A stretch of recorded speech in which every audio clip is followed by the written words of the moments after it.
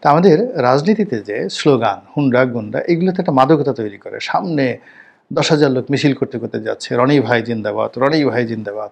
তো আশেপাশের লোক চিন্তা করলো যে ছোট, ছোট বাচ্চা দেখা গেল যে তার বাবারা আমাকে পছন্দ করে না। কিন্তু ওই বাচ্চারা এমনই আনন্দে ওই মিছিলের সাথে রনি ভাই জিন্দাবাদ, রনি ভাই জিন্দাবাদ। এরপরে নিজের ছেলের মুখে রনি ভাই জিন্দাবাদ শুনে, শুনে বাপ মা চিন্তা করে আচ্ছা ঠিক আছে, ছেলেরা যখন রনি ভাই জিন্দাবাদ বলছে আমরাও ভোটটা রনি ভাইকে দিয়ে দেই। এটা এই বছর হবে না। এটা এই সুযোগটাই এই বছর হবে না। ফলে এই বছর গোলাম মোল্লা রনি একজন ভালো মানুষ, আপনার জন্য কাজ করবে, আপনার টাকা মারবে না এবং হি ইজ ক্যাপাবল।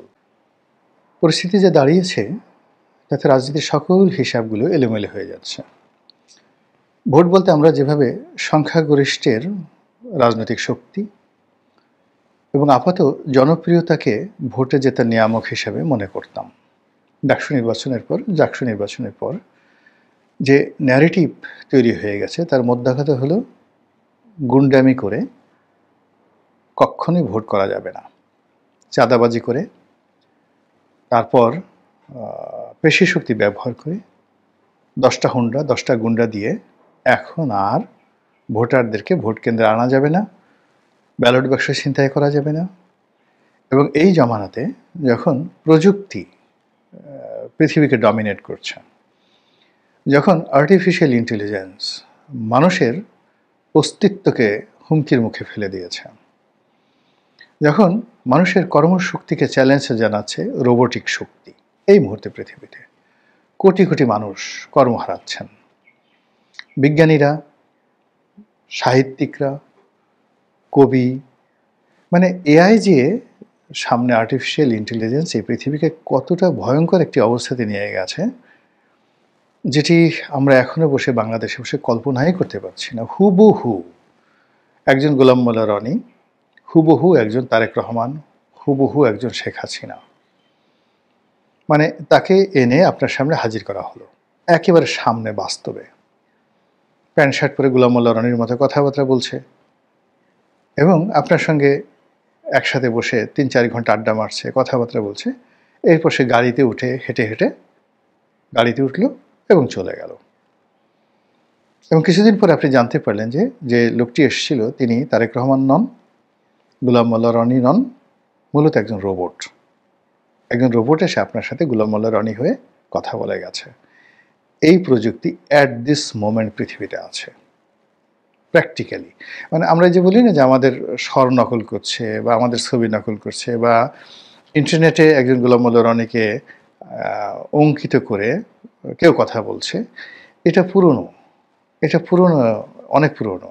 বাস্তবতা হলো যে একেবারে হুবহু একটা রোবট, একটা গাড়িতে করে একটা রোবট তাকে চালিয়ে নিয়ে আসলো, মানে ড্রাইভার রোবট। তারপরে এমনকি কোনো রোবট ছাড়াই এমনি অটোমেটিক চলে আসলো উইদাউট ড্রাইভার। একটা গাড়ি আপনার বাসার সামনে আসলো, হর্ন বাজালো, গাড়ি থেকে আপনি যাকে সবচেয়ে কাঙ্ক্ষিত পুরুষ মনে করলেন, ধরেন Tom cruise, Shahrukh Khan, doctor Mohammad Yunus কিংবা ধরুন ডোনাল্ড ট্রাম্প, গাড়ি থেকে নেমে আসলো আপনার বাসার সামনে হুবহু। মাই গড, হ্যাঁ, ইংরেজিতে ওইভাবে কথা বলছে, হিন্দিতে ওইভাবে কথা বলছে, ক্যা হুয়া, ক্যাসে হুয়া। এরপর আপনার সঙ্গে কথাবার্তা বলো এবং রোবট যেহেতু খেতে পারে না, সে হয়তো শুধু বলো যে আমি ফাস্টিং করতেছি বা আমি সিগারেট খাবো, বা তার কাছে যে রোবটের খাওয়ার জন্য যে ধরনের পানীয় থাকে সেই পানীয়গুলো সে খেলো, বা সিগারেট সে যেভাবে সে সিগারেট স্মোক সে করলো, ধোঁয়া উঠলো প্রচুর। আপনি তার সঙ্গে কথাবার্তা বলে এরপর আপনার কাছে সিদ্ধান্ত নিয়ে চেক আপনাকে দিয়ে লিখে নিয়ে নিল, নিজে আপনাকে চেক দিয়ে দিল, ডিল করে আপনার সমস্ত সম্পত্তি কিনে ঠেনে চলে গেল। এআই প্রযুক্তি এখন এরকম একটা ডেঞ্জারাস পর্যায়ে চলে এসেছে। আপনারা যদি ইভাল নোয়া হারারি, একজন ইহুদি পণ্ডিত, এই মুহূর্তে ইসরায়েলের একজন পণ্ডিত, তিনি এটা নিয়ে খুব সোচ্চার এই মুহূর্তে পৃথিবী। তার ভিডিওগুলো দেখলে আপনি বুঝতে পারবেন what is going on AI. তো সেই এআইয়ের যে প্রযুক্তি, সেই প্রযুক্তি আপনারা দেখতে পাচ্ছেন আমাদের ইন্টারনেটে, ফেসবুকে, টুইটারে, গুগলে। আপনি শুধু কল্পনা করেন যে আপনি রসগোল্লা খাবেন, মুহূর্তের মধ্যে আপনার মোবাইলের যে অ্যাপগুলো রয়েছে ও আপনার মানসিক অবস্থা বুঝতে পারবে। ফলে যশোরের জামতলার মিষ্টি, কুমিল্লার ছানামুখী, ফরিদপুরের খেজুরতলার মিষ্টি, এসব আপনার সামনে চলে আসবে। আপনি কোনো মন্দ ভিডিও পছন্দ করেন, মনে মনে চিন্তা করলেন যে আপনি একটা মন্দ ভিডিও দেখবেন, মুহূর্তের মধ্যে আপনার কাছে সেই মন্দ ভিডিওগুলো চলে আসবে। আপনি চিন্তা করলেন যে আপনি কোরআনের তাফসীর শুনতে চান, কোরআন তেলাওয়াত শুনতে চান, দেখবেন সঙ্গে সঙ্গে সেগুলো চলে আসছে। এই যে দেখুন, একটা মোবাইল, তার মধ্যে আপনার ফেসবুকের একটা অ্যাপ, তারপরে গুগলের একটা অ্যাপ, অ্যাপ মানে অ্যাপ্লিকেশন, সফটওয়্যার, কিংবা মেটা একটা সফটওয়্যার। এই সফটওয়্যারগুলো আপনার মনকে রিড করতে পারছে, এবং সেই রিড করে যারা এগুলো নিয়ে কাজ করছে রাজনৈতিক অঙ্গনে, তারা মুহূর্তের মধ্যে বুঝে গেছে বা বুঝে যাচ্ছে, এবং সেই অনুযায়ী তারা প্রচার এবং প্রোপাগান্ডা চালাচ্ছেন। এবং সেই প্রচার এবং প্রোপাগান্ডার শীর্ষ পর্যায়ে দুটো সংগঠন এই মুহূর্তে। 1 নম্বরে আছে জামায়াত ইসলামী প্রকাশ্য, আর 2 নম্বর আছে হিজবুত তাহরির অপ্রকাশ্য। They are dominating the whole politics at this moment. They are dominating the administration, they are dominating the powerhouse, they are dominating the other sensitive organ of the state. এটা হলো reality. বাইরে আপনি NCP দেখেন, BNP দেখেন, তারপরে আওয়ামী লীগের ঝটিকা মিছিল দেখেন। যদি আপনি এআই নির্ভর প্রযুক্তি ধরেন, মানুষের মনকে রিড করতে পারে, এবং সেই রিড করে প্রচার চালিয়ে মানুষের মনে রাজনীতি সম্পর্কে যে বিষাদ এবং বিসংবাদ তৈরি করে ফেলা হয়েছে, এটা এআই নির্ভর, প্রযুক্তি নির্ভর এই দুটো সংগঠন করছে, হিজবুত তাহরির এবং জামায়াত ইসলামী। একটা নমুনা বলি, তাহলে বুঝতে পারবেন। আমি যে বিল্ডিংয়ে থাকি, বিল্ডিংয়ের যে ল্যান্ড ওনার ছিলেন যারা, তো সেই ল্যান্ড ওনারের পক্ষের এখন যিনি প্রধান ব্যক্তি আছেন, তো তিনি ভদ্রলোক আজীবন বিএনপি করতেন, আজীবন বিএনপি করতেন, এবং যাকে বলা হয় আওয়ামী লীগ জমানাতে বিএনপি করা মানে বিরাট ব্যাপার। মনে প্রাণে বিএনপি করতেন, বাড়ি নোয়াখালীর দিকে। কিন্তু এই গত সপ্তাহে তার সঙ্গে আমার দেখা হলো, তিনি দৌড়ে আমার সঙ্গে কথা বলতে বলতে লিফটে চলে আসলেন। এসে তিনি যে কথাবার্তাগুলো বললেন, অ্যাবসলিউটলি মনে হলো যে জামাতের ভাষায় কথা বলছেন, এবং শিবিরের বিজয়ে তার চোখে মুখে রীতিমতো পূর্ণিমার চাঁদ মানে ঝলসাচ্ছিল। তা আমি এই যে বিএনপির একজন কট্টরপন্থী সমর্থক, আওয়ামী লীগের 15 বছরের জুলুম নির্যাতন সহ্য করা একজন মানুষ হঠাৎ করে এই গত অল্প কয়েকদিনের মধ্যে কি করে শিবিরের হলো আমার মাথায় ঢোকে না। সিমিলারলি আমার নিজের একটা অভিজ্ঞতা বলি। আমার নির্বাচনী এলাকায় একেবারে কট্টর আওয়ামী লীগ, মানে এরপর আর আওয়ামী লীগ থাকে না, যেদেরকে আমাদের আঞ্চলিক ভাষায় বলা হয় হিদলা পড়া আওয়ামী লীগ, মানে শ্যাওলা পড়ে গেছে শরীরে আওয়ামী লীগ করতে করতে, এই আওয়ামী লীগ। তো সেই আওয়ামী লীগের পরিবারের একজন তাগড়া যুবক, তিনি নির্বাচনে আমাকে সহযোগিতা করেছেন, আমার একজন ডেডিকেটেড বিশ্বস্ত কর্মী হিসেবে সবসময় ছিলেন। আমি যখন বিএনপিতে যোগদান করলাম, আওয়ামী লীগের খুব অল্প কয়েকজন লোক মানে আসতে চেয়েছেন অনেকে, কিন্তু আমি আসলে আনিনি। এর কারণ এটা বিএনপি বড় সংগঠন, এখানে যদি আমি আওয়ামী লীগের লোকজন বেশি আনি, তো বিএনপি সবাই বলবেন যে উনি আওয়ামী লীগের লোক নিয়ে ঘুরেন, আমাদেরকে পাত্তা দেন না, গ্রুপিং হয়ে যাবে। তো এই জন্য আমি আসলে আওয়ামী লীগের যারা আমার সঙ্গে আসতে চেয়েছিলেন, আমি বললাম যে দেখো বাবা, তোমরা যদি আমাকে ভোট দিতে চাও ভোট দাও, তারপরে আমার কাছ থেকে আমি যদি এমপি হই, সহযোগিতা যা দরকার আমি করব, নিঃসন্দেহে কোনো সন্দেহ নেই, কিন্তু আমি তোমাদেরকে নিয়ে বিএনপি করতে পারবো না, আমি এখানে নতুন আসছি। তো তারপরেও 2-3 জন লোককে আমি নিয়ে আসছি আওয়ামী লীগ থেকে। তার মধ্যে ওই যে বললাম হিদলা পড়া আওয়ামী লীগ পরিবারের সন্তান, ওই লোক, তার সমর্থন তত বেশি না। সে আমাকে ছাগল খাওয়াবে, গরু খাওয়াবে, মুরগি খাওয়াবে, মানে আমার জন্য জীবন দিয়ে দেবে, এরকম তার একটা অবস্থা। বাসা থেকে ছোট একটু নুডলস রান্না করে নিয়ে আসবে ঢাকাতে বা গ্রামে, মানে আমার সঙ্গে থাকাটাই হলো তার জীবন যৌবনের সবচেয়ে গুরুত্বপূর্ণ একটা বিষয়। বিদেশে ছিলেন, বাংলাদেশে এসে ব্যবসা বাণিজ্য করেন, বেশ ভালো অবস্থার মধ্যে আছেন, ভালো কথা। তো এখন সেই 2018 সন থেকে তিনি বিএনপি করেন এবং গোলাম মোল্লা রনি লীগ করেন, এর বাইরে তিনি যান না। ও মাই গড, হঠাৎ করে দেখি যে গত 3-4 মাস ধরে দাড়ি ঠাড়ি রেখে সে সারাদিন সুবহানাল্লাহ, আলহামদুলিল্লাহ এবং জামাতের। তো আমার কাছে আসার পর আমি বললাম যে, "তুমি কাজটা করলা কি? তুমি তো এখন সারাক্ষণ ওই জেলা জামাতের আমির তার সাথে ঘুরো, তারপরে জামাতের যে বিভিন্ন স্লোগান দাও। তোমার এই অবস্থা হলো কেন? আমি তো তোমার দাড়ি-টাড়ি দেখে মনে করেছিলাম তুমি চরমোনাইতে যোগদান করেছ। কিন্তু জামাতে কেন?" তো দেখলাম যে তার পুরো মন, মস্তিষ্ক, চেহারা, চরিত্র, আচরণ, কথাবার্তা, দৃষ্টিভঙ্গি সবকিছু জামাতি হয়ে গেছে। সে আগের মতো আর আমার সামনে বসে না। দাঁড়ায়, দাঁড়ায় মুচকি, মুচকি হাসে। আমার জন্য দোয়া করবেন ভাইয়া। এই চেষ্টা করছি। কোনো কনজারভেটিভনেস এ যাচ্ছে না। তো এইরকমভাবে দেখেন, আমি দুটো উদাহরণ বললাম আমার বাড়িতে এবং আমার এলাকাতে। আমার এলাকার আরেকটা ছেলে আছে আধা পাগল, অর্ধোন্মাদ।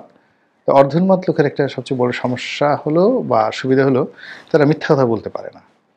মিথ্যা কথা বলতে পারে না, স্ট্রেট ফরওয়ার্ড কথা বলে। তো সে একদিন টেলিফোন করে বলল যে, "ভাইয়া আর বইলেন না, চারিদিকে শুধু জামাত আর জামাত, ঘরে ঘরে জামাত। ও আল্লাহ গো! এত জামাত কোথায় আছিল?"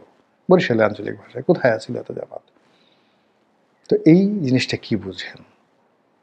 এখন আপনি দেখেন চরমোনাই পীর সাহেব, তার সঙ্গে জামাতের একসময় মানে সবসময় তারা নীতিগতভাবে তারা যে ধর্ম প্রচার করেন, এখানে তাদের মধ্যে একটা মতদ্বৈততা রয়েছে।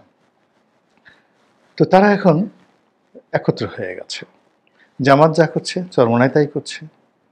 এমনকি আহলে সুন্নাতুল জামাতপন্থী যে সমস্ত আলেম ওলামা রয়েছেন, তারাও এখন আর জামাতের বিরুদ্ধে কেউ উচ্চবাচ্য করছেন। একসময় তাদেরকে কাফের বলতেন, একসময় তাদেরকে দেশ থেকে তাড়িয়ে দেওয়ার কথা বলতেন। এখন জামাতের ভয়ে তারা তাদের যে বাংলাদেশের শত বছরের বিরোধ, জামাত ভার্সেস আহলে সুন্নাতুল জামাত, এই বিরোধ ভয়ে তারা দূর করে শেখ হাসিনাকে তারা যেভাবে কওমি জননী উপাধি দিয়েছিলেন, এখন তারা যদি মানে হুজ্জাতুল ইসলাম, জামাতের আমিরকে হুজ্জাতুল ইসলাম উপাধি দেন কিংবা আমিরুল মুমিনিন বলে তাদেরকে ডাকেন, জামাতের প্রতিপক্ষ যারা ছিলেন এতকাল ১০০ বছর যাবৎ তারা জামাতের বিরুদ্ধে যুদ্ধ করছে, আমি অবাক হব না। এবং সেই ঘটনা তারা চুপ হয়ে গেছে, কেউ জামাতের বিরুদ্ধে কথা বলছে না। এর কারণটা হলো মনোজগতে জামাত কতগুলো জিনিস তৈরি করে ফেলেছে। সেটি হলো এই যে বাক্স ধরে পীর হয়ে বিরাট একটা পেট ঝুলিয়ে আপনি টাকা রোজগার করবেন, এর সম্পর্কে একটা জনমত তারা গঠন করে ফেলেছে। ফলে অনেকের পেটে টান পড়েছে, তারা দ্বন্দ্ব সংঘাতে জড়াতে চাচ্ছে না। ২ নম্বর হলো যে যারা চাঁদাবাজি, মাস্তানি এগুলো করে সামাজিক প্রভুত্ব বজায় রাখতেন, নিজেদের কাম, ক্রোধ চরিতার্থ করতেন এবং রাজনৈতিক ক্ষমতা তারা লাভ করতেন এবং তারা ছিলেন অপ্রতিরোধ্য। এরাই সম্রাট, এরাই বাদশাহ, এরাই রাজা, এরাই মহারাজা, এরাই নবাব, এইভাবে চলে আসছে। অর্থাৎ হুন্ডা, গুন্ডা, পেশি শক্তি থাকলে আপনি সব কিছু করতে পারবেন। কিন্তু ডাকসু এবং জাকসু নির্বাচনের পরে এখন কেন যেন সবার ভাষা চেঞ্জ হয়ে গেছে, সবার বডি ল্যাঙ্গুয়েজ চেঞ্জ হয়ে গেছে এবং সামনে যে নির্বাচন আসছে সেই নির্বাচনে যে পেশি শক্তি কাজে আসবে না, গুন্ডামি করা যাবে না, ব্যালট বাক্স ছিনতাই করা যাবে না, চাঁদাবাজদেরকে মানুষ ভোট দেবে না। গতকালকে আপনি যাকে নির্যাতন করেছেন আজকে তার গলায় হাত দিয়ে পকেটে পিস্তল রেখে আপনি আকার ইঙ্গিতে বলবেন যে ভোট পেয়ে গেছে, আপনার যাওয়ার দরকার নেই। এই জিনিসটি এখন সম্ভব হবে না। মানুষ সাহসী হয়ে গেছে। ফলে কি হলো, এই যে একটা ট্র্যাডিশনাল আমাদের দেশে যে ট্র্যাডিশনাল রাজনীতি, সেই ট্র্যাডিশনাল রাজনীতি রীতিমতো হুমকির মুখে পড়েছে। এখন এই যে নতুন প্রযুক্তি নির্ভর যে রাজনীতি, যে রাজনীতিতে ভালো ভালো ন্যারেটিভগুলো তৈরি করা হচ্ছে, আর সেই ন্যারেটিভগুলোর মধ্যে দুটো বৃহৎ শক্তি, দুটো ইসলামপন্থী, একটি গুপ্ত, বেশি গুপ্ত হিজবুত তাহরির, আর একটি হলো সেমি গুপ্ত আর সেমি প্রকাশ্য জামাত। তো এই তাদের যে ন্যারেটিভগুলো তারা প্রচার করে সব জায়গাতে তাদের রিক্রুটমেন্টগুলো তারা করে ফেলেছে। মানে ওখানে আপনি দেখবেন যে আপাত দৃষ্টিতে আপনি যাকে জামাত মনে করছেন সে হয়তো হিজবুত তাহরির, আবার যাকে হিজবুত তাহরির মনে করছেন সে হয়তো জামাত। তো এই জিনিসগুলো চলছে একটা সমীকরণে। আর এক সমীকরণ হলো মূল দলগুলোর মধ্যে হিজবুত তাহরির ঢুকে গেছে, মূল দলগুলোর মধ্যে জামাত ঢুকে গেছে এবং বাংলাদেশে যারা রাস্তায় আছে তাদের সবার মধ্যে তাদের এজেন্ট রয়েছে। ফলে সব মিলিয়ে আপনি কি মনে করেন সামনের যে নির্বাচনটি খুব দ্রুত হচ্ছে, আর সেই নির্বাচনে আগের মতো সব কিছু হবে। ইলেকশন কমিশনে দেখেছেন যে তারা প্রথমে একটা নিয়ম করেছে, এবার আর পোস্টার করা যাবে না, ব্রোজের কয়েকটা বিলবোর্ড টানানো যাবে, তাও বলে দিছে এই সাইজ, পোস্টার মারা যাবে না।